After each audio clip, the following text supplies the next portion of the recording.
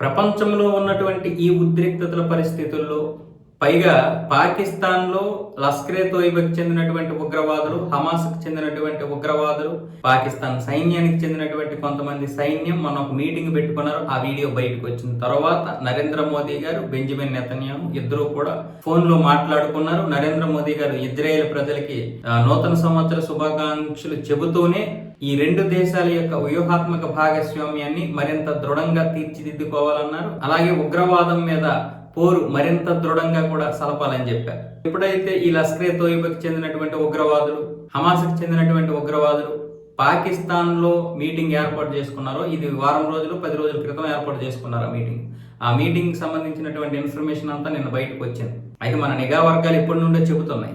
ఈ నేపథ్యంలో ఇప్పుడు వీళ్ళిద్దరు మాట్లాడుకోవడం, పైగా ప్రపంచంలో జరుగుతున్నటువంటి పరిణామాలు, ఇవన్నిటి విషయంలో ఇప్పుడు వీళ్ళిద్దరు మాట్లాడుకోవడం అనేది చాలా పెద్ద ప్రాధాన్యత సంతరించుకుంది. పైగా ఇప్పుడు అందరూ కూడా అన్ని విషయాలు నిశ్చితంగా పరిశీలిస్తున్నారు.